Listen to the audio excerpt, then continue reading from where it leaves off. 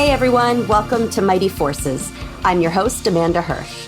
If you're someone who gives a damn about other people, about the state of the world, then you are in the right place. Welcome. Take a load off, let your hair down, and get ready to go deep. And to get stupid. Because in my experience, the best conversations with the best people share both of these characteristics. Let's start the show. All right, here we are, episode 2, people. I am joined by Mirit Cohen and Sara Fenske Bahat. And just before I hit record, I was like, wait, I forget. Have you two ever met before? And Sara, you were saying you think I've been trying to make this connection happen for a year? Little, yeah. I think so now we're here. We're doing it. We've tried, but I think thank you for engineering the podcast. It's actually an elaborate ruse. This whole podcast concept is really about bringing the two of you together. Mirit has been a client of mine for the entirety of Mighty Forces' history. And so I'm so steeped in her work and her expertise. And then when I met you, Sara, which was a year and a half ago-ish, or getting close to 2 years maybe. Yeah. As soon as you started talking, I was like, Venn diagram, Mirit, overlap, and then you both live in San Francisco. And I just felt like this needs to happen. So anyway, here we are. Thank you for being here. I'm so glad. Thank you for having us. Yeah. Yay. Very cool. All right. Let's start off by, you both live in San Francisco. I'm interested in you each telling me a version of, and each other, a version of the story of how you ended up in San Francisco, because neither of you's from there.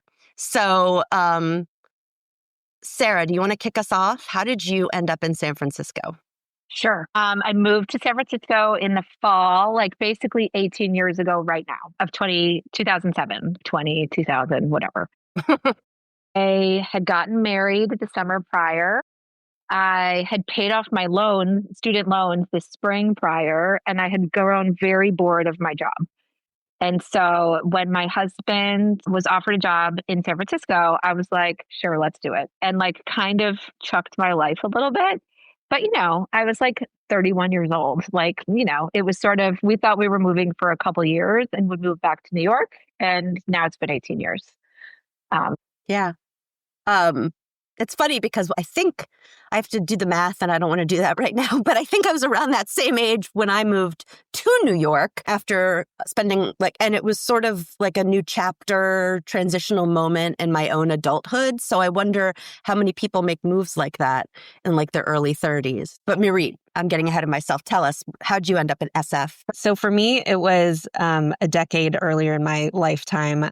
I was applying to graduate schools after undergrad. I was with a different mate at the time who was also applying to graduate schools. And he got into a program at UCSF that he really wanted to go to and was bringing him out here. So I was sort of reluctantly applied to schools here because I really wanted to be at Emory. And I wound up going to Stanford, which is where I later met my husband, Barry, who was also in a graduate program at Stanford. So thank you to my ex for helping me make sure I met my life partner. And so started out, down on the peninsula and never thought I would move to San Francisco because of the weather. I really like warm weather and kind of the fog gets a bad rap.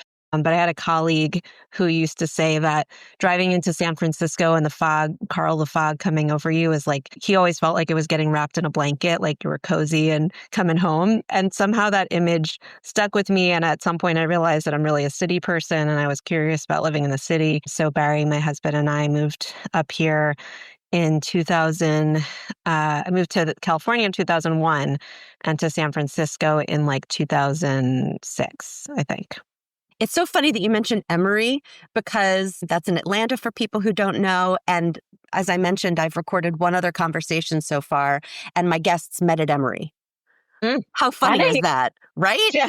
All right. So already we got some juju going with these. That's where Barry went to college, but that was not, not the right place and time. Actually, Mirit, I'm going to ask you to share the story since it's come up because it's such a good one. Can you share the story? And then, Sara, I'll be curious how you met your mate, to use Mirit's word. But if you're willing, it's such a fascinating story about how you and Barry met. Are you sure you want to? Yeah. I think it's good. All right. I will try to get through it efficiently. So when P.S. This is double useful for me because it's a way to know you.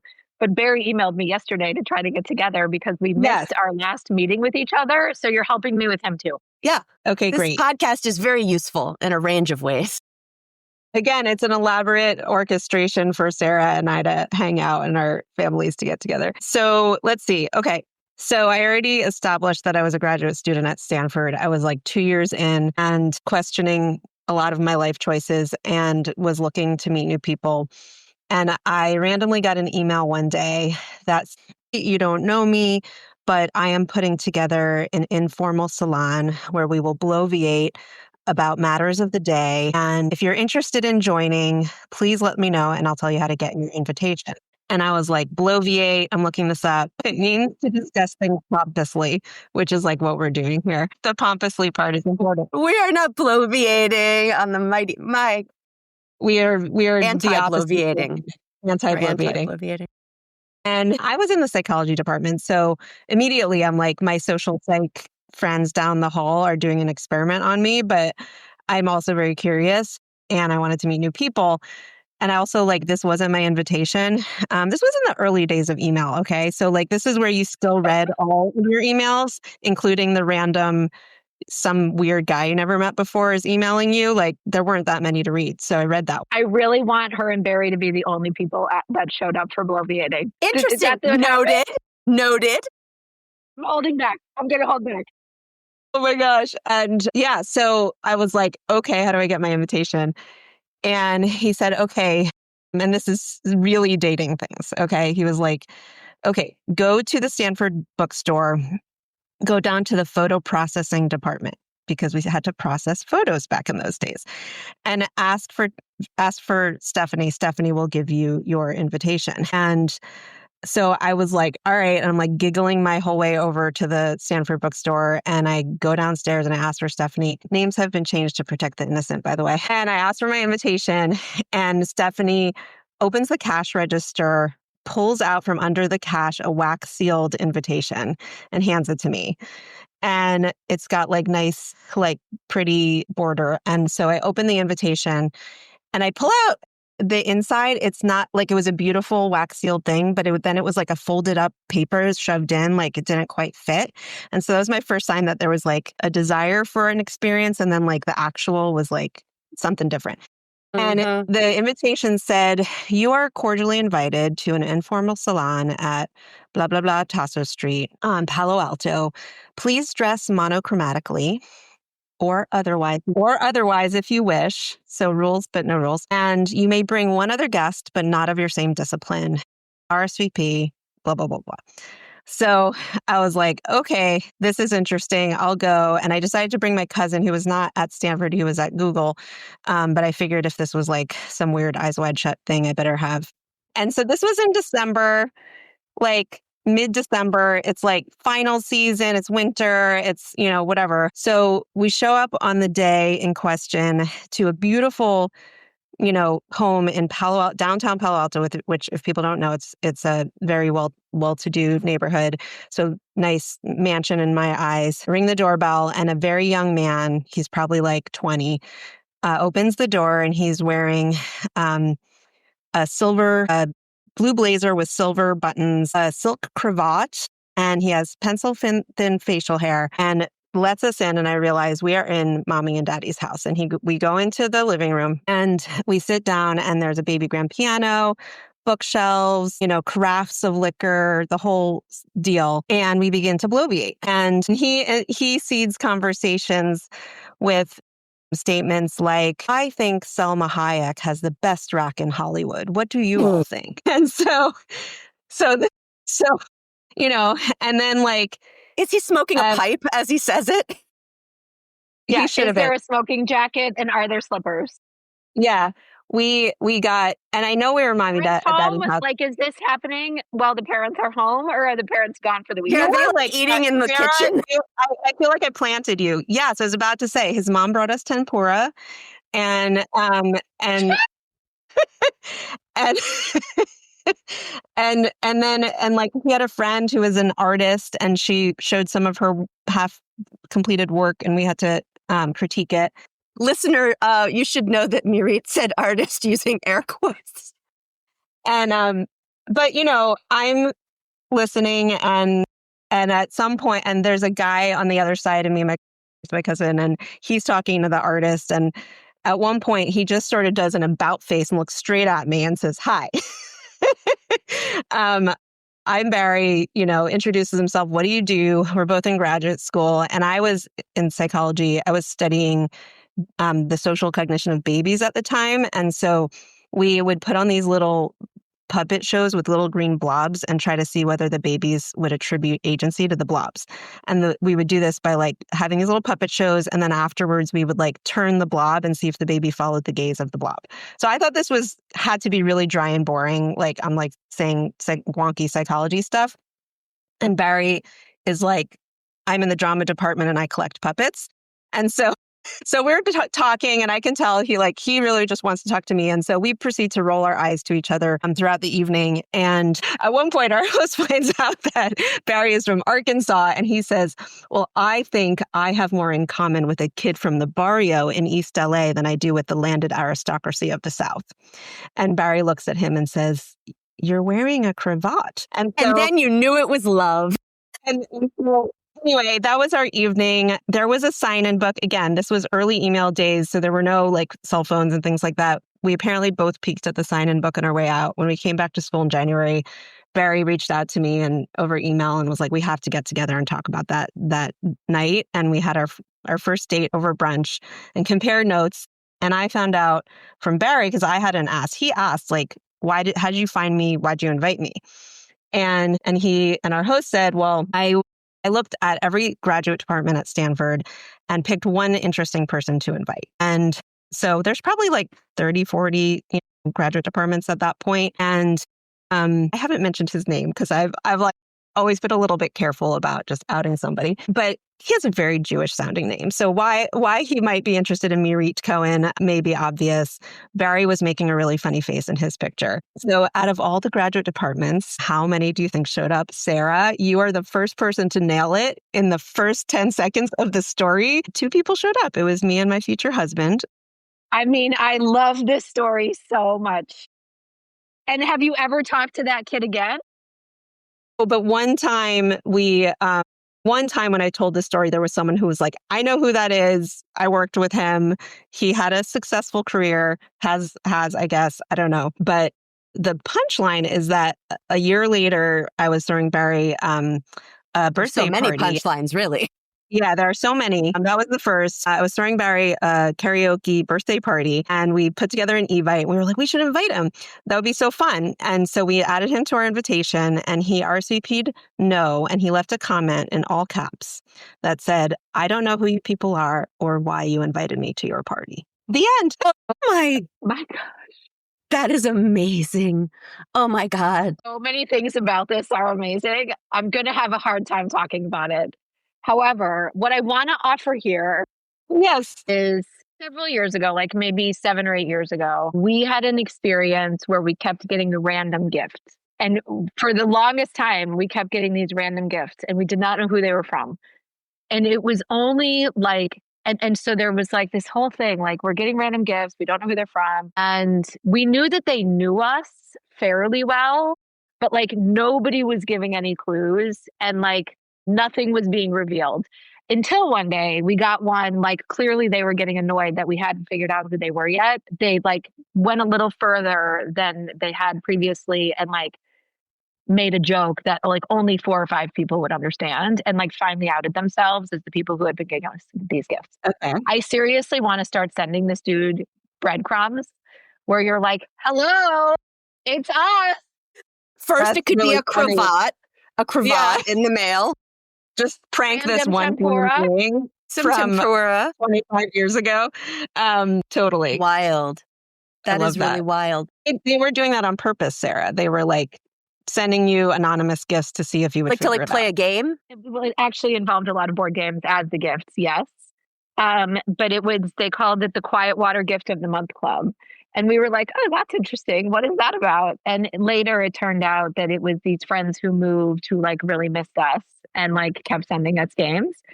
And they were obviously far more clever and funny than us because we were like being very literal about it and then not understanding what was happening at all. That's really playful. I love that. I love that. But it's interesting they gave you gifts you But then couldn't the have gift played stopped with coming, them. by the way. Once the reveal happened, we got no more gifts. And like, that's okay, Right, good for you. obviously. But the whole thing was about trying to solve the mystery, which obviously we failed at doing. Yeah. Oh, that's really funny. That feels like a COVID era thing somehow. I don't know. It just feels Just pre-COVID, pre-COVID. actually. I don't know. Yeah. Well, so Sarah, I mean, no pressure I'm to kidding. match. I mean, I know. But just like, did you meet through a dating app? Like anything you want to share? No, we met pre-dating Pickup apps. line? Dating apps. I have never been on a dating app other than like making sure Same. friends accurately portray themselves when looking for people. I've definitely gone in and ghost written friends dating apps. Anyway, let's see. I was working in New York City government in the fall of 2001.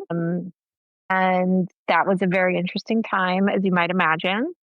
Not only like did 9/11 happen, and that made my job really, really interesting. We had a mayoral election. And as a part of the team that came in New York, that transition happened on New Year's Eve to New Year's Day.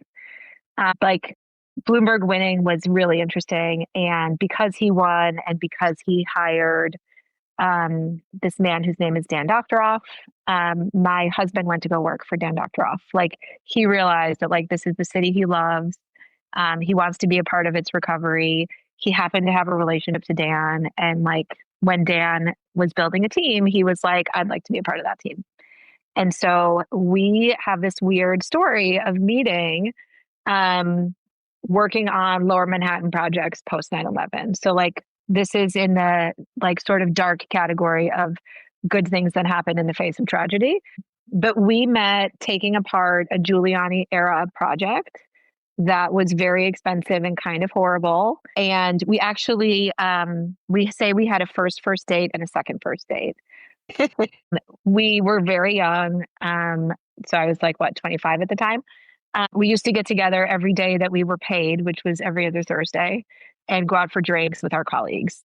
And we worked with like all these smart young urban types. And we all like, really cared a lot about what we did. And we were like nerds of a specific varietal and we liked to hang out together. And again, this was like, we had cell phones, I think, but like nobody made plans to do anything via their phones at that point, right? Like those were like for work emergencies. And so we were definitely in a more, let's all meet up at a certain time kind of zone.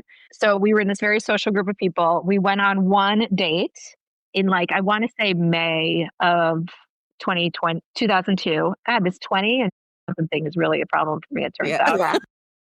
Hashtag aging. We went on one date in like April of 2002 that like was terrible, really terrible. And, we worked together. It was awkward, but I ended the date. We went to this tapas place in Soho. We walked there after work from City Hall. And my husband was very distracted and like could barely look at me and was like out of it. And I'm like, we don't have to go on a date. Like, it's okay. We could just be friends and colleagues and it's no big deal. He walked me to the subway and I'm like, I'm so glad that's over. We tried it. It didn't work. Next. Like, fine. It's like maybe too much complication anyway. Fast forward to August of 2002 of that year. He came back from a trip visiting his family in Israel and was like, we should get together. Like, let's catch up. And I'm like, okay, he's been gone for like 2 weeks because we were colleagues. Like he was in my daily flow. Right. Yeah. And so I'm like, sure, like, let's have coffee. I'll meet you at the place in between our offices. And he's like, how about we go for drinks? And I'm like, what? Sure. Like, can we just do it on Thursday and catch up with everybody else? Like, I don't have to pay for this. And I was in a dressing room of a mall in New Jersey for this whole conversation, which occurred over BlackBerry. I'm also Blackberry. from New Jersey, so we have that, and I can picture it And I'm vividly. talking to my friend Heather, who's still my very close friend to this day. And I'm like, what is this guy doing? Like, this is so weird. Like, he's my colleague. We tried to have a date, but like, this is very strange. It went very poorly. And I'm like, and it's like out of nowhere. And so I'm like, sure, we can get drinks. Like, let's just do that on Wednesday and whatever. And he's like, how about Friday? And I'm like, what? Sure, fine. Like, go away. I'll see you on Friday. Like, let's meet by City Hall. So I'm on Friday, I believe. He's like, let's go on the Upper West. Let's go for drinks on the Upper West Side. And I'm like, what? Like, I don't live anywhere near the Upper West Side. At the time, I think I lived in Brooklyn. I had been to the Upper West Side. I'd lived in New York for several years at that point. But like, I went to the Upper West Side twice. Like, it is not in my directional, regular set of things. And I'm like, this guy is killing me. Like, what is going on? What is the mystery of this thing? And he was acting like kind of funny that week, whatever. I go to the Upper West Side, we go for a drink. And then at this drinks, he's like, how about you come to my mom's house for Shabbat dinner? Like right then, like that night. And I'm like, what? You were like, you got the moves. The whole time, I'm like, are we meeting about our project? I don't think we're on a date at all. I'm like, I'm grasping for straws, trying to figure out what's happening. And I'm like, how did I end up here? This was like a coffee turned into drinks, turned into Shabbat dinner at your mom's house. And the kicker is, he's like, I really want you to meet my brother. And I'm like, what? Okay. And I'm like, sure, I'll go to Shabbat dinner at your mom's house. Like anything to figure out what's happening here. But like, huh? Is he trying to set you up? Not set me up with his brother. Yeah. But I was confused. Yeah. And so I go to Shabbat dinner at his mother's house. I sit through this entire dinner and I have no idea what's going on. This old friend of his, who's female, also came, and I couldn't tell if they were dating.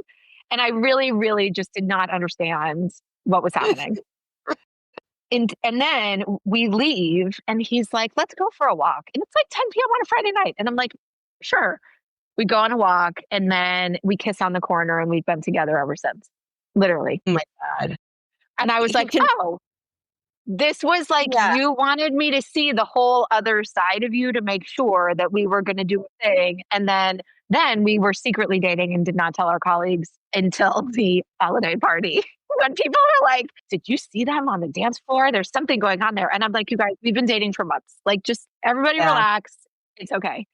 He confused you into falling for him. He's like, I'm going to confuse her completely. And then you were like so interested in solving like what the hell's going on? And then he made his. That is such an interesting story. You know what I love? Isn't it? It is. It reminds me though of my parents, how they got together, and I'll tell the very abbreviated version, but they were set up on a blind date. My mom was like the wild child. My dad was the nerd, but he kept asking her out and she felt bad saying no because he was nice. And so they kept going out, but she just thought that's what that was.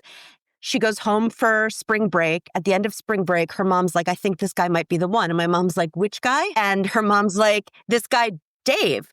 And my mom's like, oh, mother, like he's such a nerd. No, or whatever. Goes back to school. And her mom's like, well, if you really feel that way, like you might want to just like break it off. Like it sounds like you've been spending a lot of time with him. So my mom's like, whatever. So they go back to school. Spring break's over. He asks her out. They go out and she's like thinking of her mom. And she's like, all right, I'm going to end it. So she says, I have something I want to say. And he goes, well, I have something I want to say first. And she's like, okay. And he says, I'm not afraid of you. And she was like, oh, okay. And she said, and it's very much like your story, Sarah. She goes, I went home and I went to bed and I woke up the next morning and I realized I was in love. It's like nothing. Oh, there it is. Like, right? That's wild. Huh. Yeah, we had moments like that. Roy is different than anyone I ever dated before, and was definitely like the smartest person I had ever dated. And that for me was like, oh, he's a peer. Shit. Like that was different.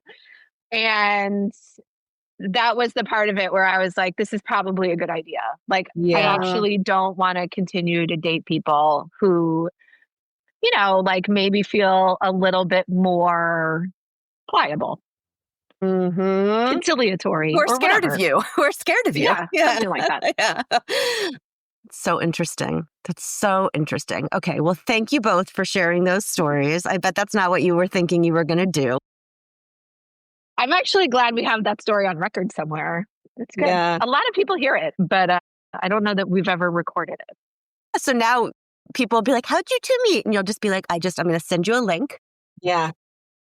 And I love that the three of us have never been on dating apps. And we have that in common. Yeah. It's pretty wild. If I could step out of the timeline of my life, it would be interesting to just experience it. Like, I don't think it would necessarily be delightful, but it's just sort of weird to have. I'm curious about what it must feel like to do that. Yeah. But when you fall in love at age 18 and you happen to be, it happens to be pre-apps, when that happens, then you kind of miss out on the whole dating app thing. But it's interesting you mentioned also helping people write their profiles, because with the work I do, I've had people say, you should, because I help people write like their LinkedIn profile, right? Like tell your story in an authentic way. I say, we're looking for the people who are trying to find us, right? When we show up authentically online, we shine a beacon and we attract, and people are like, have you ever helped people with their dating profiles? And I have not, but it's a little short leap. I mean, it's very similar. So, well, this one friend in particular who's like extremely quirky in a beautiful way. This is early, right? Like this is maybe in 2006 or something. And she actually did meet her future husband on a dating app, although I have no idea what the profile looked like to attract him. But I remember her showing it to me and being like, is this okay? And I'm like, this makes you seem so boring. And literally when people show up to meet you, they're not going to know what to do with all of this. So like you need to move it a little bit more into like a zone of, I can see your awesomeness in here. Like, don't be so scared. Like just, you're going to go on all these weird dates if you try to water yourself down. Like, please just be yourself. And I actually don't think she took my advice. But I'm like, you're a magical human. Like, just let the freak flag fly a little. It's going to be okay. Well, I mean, but what you said, it's very hard to, I forget, what did you just say? Be real, be yourself. I mean, that's like the hardest thing in the world, right? I mean, it's like, and it's so easy when you're looking at your friend's profile, like whether it's their dating profile or their LinkedIn profile, to be like, that's not you. Like, what are you doing? What's all that stuff in the way, right? Like, and then it's you and you're like, here comes the stuff. I'm going to put it in the way, Yeah. It's really, it really is wild. And then I'm imagining someone like within the same time period trying to craft their dating profile and their like work LinkedIn profile, right? And it's like, try to be authentic in both places. But like, what do I say in this one place? And what do I say over here? And it's heady. It's heady stuff. Very, very vulnerable in both places, right? It's like, just saying who you, because you could say all the same things. And if it's not who you are, if somebody doesn't like it, you don't care, right? But if it is who you are and somebody doesn't like it, that hurts. So that, finding someone who validates you, which I think we all found, right, is especially meaningful and rewarding. And I wrote down something you said, Sara, earlier, nerds of a specific varietal. Yeah, I like that. I'm imagining like a bespoke wine shop, except like instead of like hints of plum, right? It's like hints of Dungeons and Dragons. We could start our own dating app called Nerds of a Certain Varietal. Love that. That's where I was kind of going of like, we found the right varietal. So, all right. Well, if anyone wants, that can be the subtitle of your podcast, I think. Yeah. Or the name of this episode, presenting Mirit and Sara, nerds of a specific varietal. Yes. Come have a sip. I'd be let that freak flag fly. Yeah. Okay. So now I want to talk a little bit about the thing that lights, like the pilot light that ignites each of your work, because I just feel like there's this Venn diagram of what, Mirit, you're passionate about, and an expert at, and what you just sort of go through your days like so on fire about. And Sara, like the overlap with the Venn diagram of the set of things. And in the intro, I queued up a little bit about the work that each of you do. But I'm wondering if maybe we start, Mirit, with you talking about what does it mean to design for connection and why does it matter? And I'm stacking this question. It's coming big, but what does it mean to design for connection and why does it matter? And how did that come to be like your life's work? It's a big question. That is a big question. Okay, let's see. I think, human beings, we are wired to connect. We need connection, whether we're introverts or extroverts, we're still a social species. And so, we may need different amounts on different days or different ways, different varietals of connection or of people we like to connect with. At the moment, I'm talking about social connection, but I think it's actually even broader. It's like connection to your inner purpose, and all of those things are related. But I'm talking about social connection, just connecting with other human beings. It is so important. It's babies who are, having a hard time surviving. The number one most important thing they need to survive is love. Like, you can take away food, you can take away water, but you can't take away love. They just will fail to thrive. And so it's who we are. We're wired to connect. But I don't know, especially in this day and age, but probably throughout time, it doesn't just like happen by accident. It does happen, but I don't know. I think it's also anchored in this time we're in where our attention is pulled in so many different directions, and maybe a lot of the institutions that used to exist that brought people together that had social connection integrated into your life are not there or not as strong.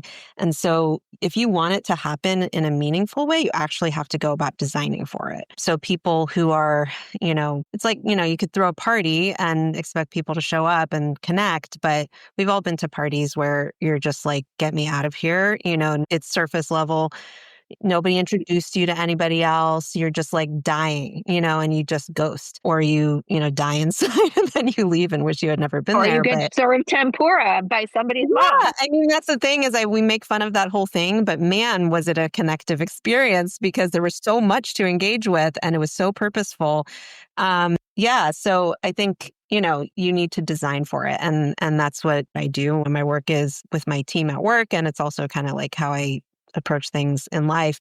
Why the other part of your question was, why is it my interest, or was there how did it emerged as your interest, right? Yeah. Like, so how did you go from studying baby social cognition to working at Adobe designing global workplace experiences that connect people with each other? Right. Well, one of my favorite lines, and I don't know who said this first, is all research is me search. It's like you go study the thing you're not necessarily good at. And, I had friends growing up, but I had a lot of social anxiety and conflict and like mishaps and things that didn't go right. And I never quite fit perfectly in. I would vacillate, between the popular and the nerds and everything else. And I was always like, felt like there was something I didn't understand that everyone else seemed to understand. I had friendships that would fizzle, and especially when I went out on my own in the world, like I didn't keep in touch with people. I felt guilty about it, and I knew I was doing something wrong. I didn't know what it was. Anyway, I think I've had my own struggles with understanding friendship, understanding how to, social dynamics and how to make that all work. I think I've also always been drawn to being a host and events. And so, I don't know, I think the sort of deficit and the interest together kind of fired me up, and getting to, it's a whole other story of how I went from studying babies to what I do. But the short answer is that basically shortly after I met Barry, I decided to take a leave of absence and explore being a chef. And I became a chef at Google in the very earliest days. Pre-IPO, it was a small lunchroom full of people eating. And we were told that we were there to help bring these people together, have casual collisions, connect with one another. And Google, nerds of another varietal. And so they needed help. And I was so taken in by that. And I feel like I was just became a social psychologist behind the line of the cafe, watching what was happening. But I also got to be in these like really cool event production planning meetings with expert event professionals and like really watching what they did. And then my job was to make the food match what their goals were for the event. And that was just so cool. And so I don't know, I think I learned a lot by being a practitioner, and it's just been really rewarding. Yeah. And a topic that we probably, as I look at the clock, won't get to today, but that I'll have to have you back to talk about is how food became so central to your understanding of and thinking about designing for connection. Like, it's not incidental. It's not like, Totally. I know you could spend the better part of a day. The short version of that, and to just, close it out, is the way babies get love is mother's milk, right? So it's connection and food all together. It's wired to be paired. So yeah. Love it. Love it. Okay. So Sara, when Mirit said we don't have the same social institutions fostering connection today, I was like, ping, Sara, right? So Sara, talk to us about like, and I'm going to throw a label around it that you casually use, which is like bowling together, right? So yeah, talk to us about, what do you think about when you think about creating an America where we bowl together more? And when you think like, maybe just pull the thread for us a little bit between the things Mirit just shared and how does that connect to the work you do, really trying to reimagine civic life? I think like I have a couple of touchstone moments that just are worth interjecting. So today I'm in Milwaukee. I spend most of my time in San Francisco, but I've been toggling back and forth between the two. I grew up in Milwaukee, and I started coming back here about 5 years ago, really 6 years ago, because I got a call from the DNC that the DNC was going to be hosted in Milwaukee, and that they wanted help from people who knew this city but who lived in other places to like roll out the welcome mat, if you will, but also to help ensure that the way that this city came together to host this large event could have lasting value, right? And it was in the course of returning to this place where, I lived until I was 15, I began to understand and sort of about myself, like why I had always been interested in community in the way that I had, and politics in the way that I had. And really, and that was like all intuitive up until that point, kind of like, I have a left brain, right brain thing. My dad's an accountant and my mom is an artist. And so like, I definitely always liked modalities, but there was this community thing that from when I was a junior in college, like I knew that would be the space that I was interested in. And I tried to do it in lots of different ways. But that return really cemented for me that regardless of the fact that my family was complicated, this community like really held me and made sure that I was okay. And so for me, like the groundedness of, and this true belief in the fact that like there are communities that are really healthy and that can take care of those who might not have family structures that do support them in like optimal ways really, really ground most of what I like to work on. And I therefore think a lot about what goes on out of the home, right? And out of the workplace. Like what happens when you're at a friend's house, what happens if you have a block party, like what are all the ways in which you run into your community that can help you transcend your circumstances and or just like add to your quality of life. And so, that's kind of where my grounding comes from.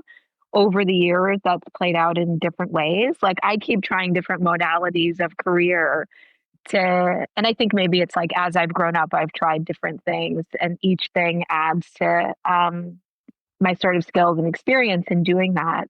I described recently that I used to be that like by day, I did that via culture or via educational institutions, and years prior in government. And I was a banking executive. That's the job I quit in New York. And so like, I can see the way into what I care about through all those different types of organizations. After Trump was elected the first time, I started like by night doing more politics. And that meant a variety of things. It was only running the transition recently for San Francisco mayor that like I put together my by day and by night practice a little bit more intentionally, since have been figuring out ways in which I want to combine sort of the things that I've done before during the day and like this deep interest in who we are as a people and how we come together and how we make our communities better. Will you briefly give the Cliff's Notes version of what does bowling together mean? Oh, I forgot about Bowling Together. There's this famous book that I discovered post-graduate school called Bowling Alone. It's by Robert Putnam. It's sitting right in front of me. And in that book, he talks about the decline of American culture around civic institutions. So a lot of what Mirit was talking about, fewer people going to the Elks Club or joining the Girl Scouts or going to religious services. And that book was written, I think, in the early 2000s or the late 90s.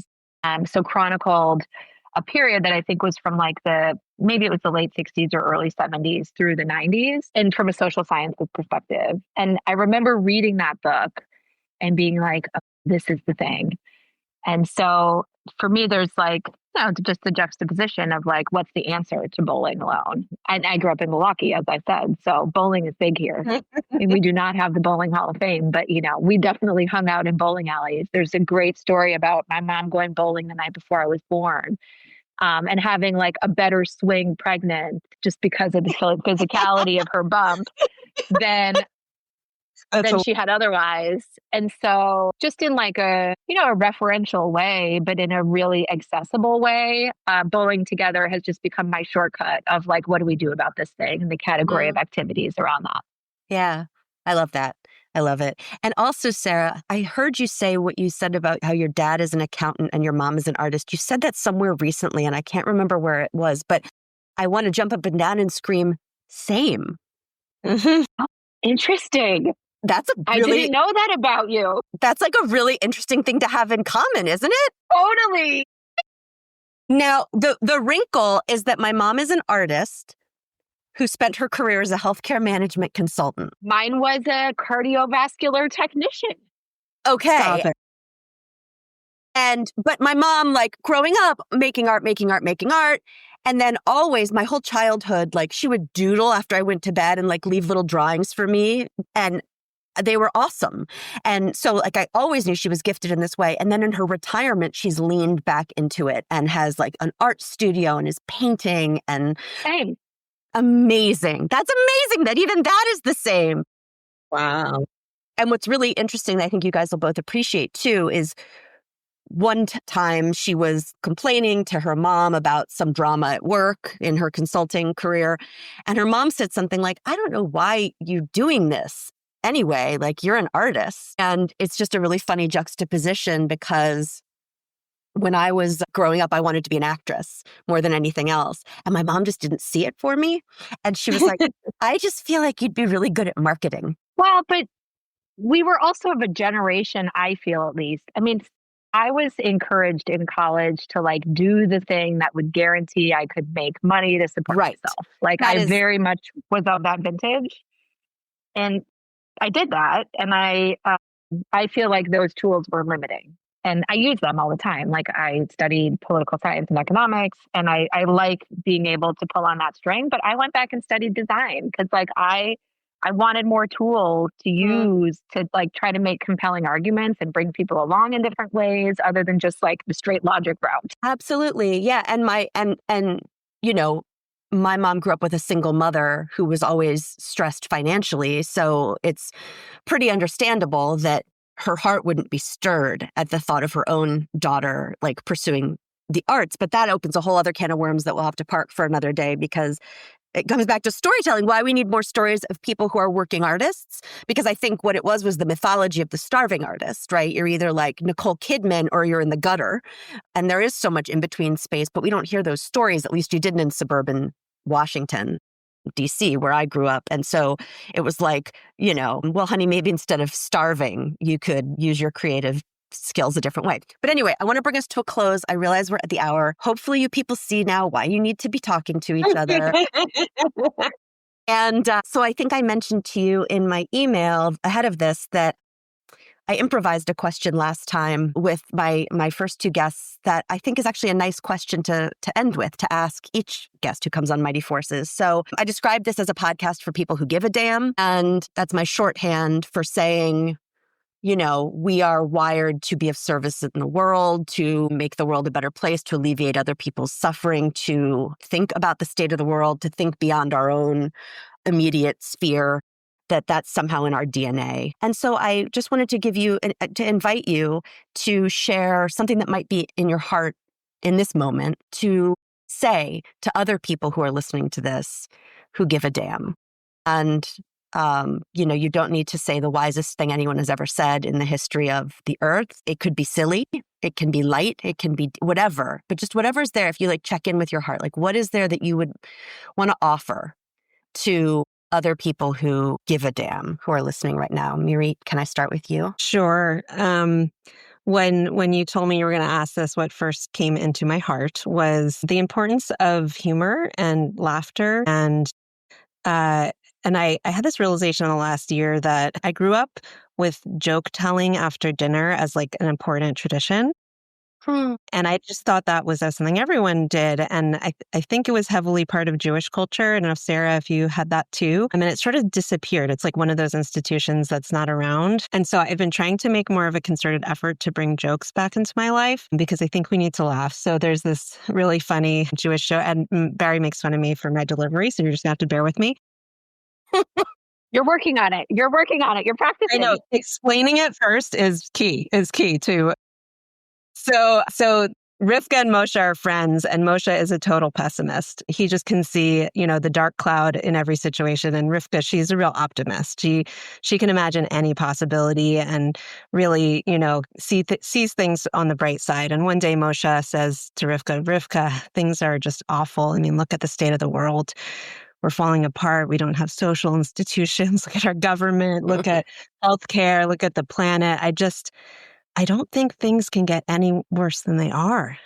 And Rivka, ever the optimist, says, sure they can, Moshe. So it's a very Jewish, let's bitch about this. But so I spent a lot of my life thinking I was a pessimist, but realizing I'm a possibilist. I really do believe that anything can happen, but we have to do something about it. So what I really want to leave you with, which is a quote from the Talmud from Pirkei Avot, which says, do not be daunted by the enormity of the world's grief. It is not your purpose to complete the work, but neither are you free to abandon it. So we're all on a journey. We care about this world. It feels wholly unfixable. The problems are too big than for us and for any one of us to complete.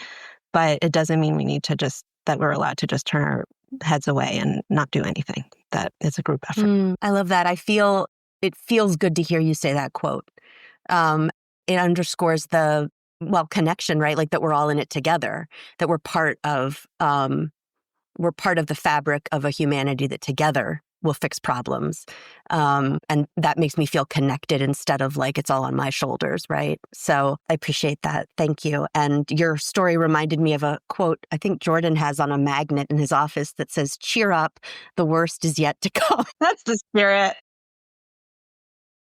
How about you, Sara? How about you? What would you like to share? I don't know that I have anything nearly this profound. I'll offer I took a month off this summer, which is the first time I've really done that in a long time, decades probably. And I've been trying to do it for 6 years. And so it felt like this arrangement I had to make with myself to fulfill this commitment. And upon return, my reminder of that commitment has been to say yes to reminding myself of my humanity. And what that means, what it meant today so far. And in a lot of that is screens and stuff like that. But today I woke up at 5:57 and I checked my phone. So I do consult screens and was sunrise, 6:19. I can quickly get dressed and put clothes on and go see the sunrise. And I did. And I went with my sister to breakfast. I am purposefully arranging to re-engage with my humanity, even when I'm tired, even when it's 5 a.m. And for me, it's this critical practice of the reminders of all that is good and important when I could be reading the news, which I'm not doing it as much. And I think the more we can all be re-engaging with our humanity and one another, the more possibility I see in some of these moments, which are really, really hard. Yeah, absolutely. Well, I can't remember what the exact quote is, but isn't it where your intention flows, your attention goes, or I don't know, but it's we're choosing in every moment what to give our attention to. We're choosing every moment everything, right? And so every time you choose to hop up out of bed and go witness the sunrise instead of lying there despairing, Yes. you've I mean, altered it's the course amazing. of your day, right? And I realized I actually prefer a sunrise to a sunset, which is a whole different topic. Like the morning is a sense of possibility. We're all still here. Yeah. The world's still turning. The sun's still coming up. Like I'm noticing the guy who stopped his bike to see the sunrise, it's Nice. I love it's that. nice. I love that. I love that. And I loved this conversation. Thank you both so much for being here. I really appreciate it. And Mirit, I have so many questions. Now we will definitely get together. Mission accomplished. Yeah. Now it'll happen. Now the coffee date will happen. Let's complete the connection and have a meal together. Yay. Okay. Thank you guys. Thanks so much for listening. If you loved this episode, please consider sharing it with someone who might need it. And please take a few minutes and leave a review. That really helps the show find its people. Mighty Forces is produced by Amanda Hirsch and Haley Hatcher. The music of Mighty Forces was written and performed by Jordan Hirsch, aka my wonderful husband. Till next time, remember, you are a mighty force, and we're mightier together.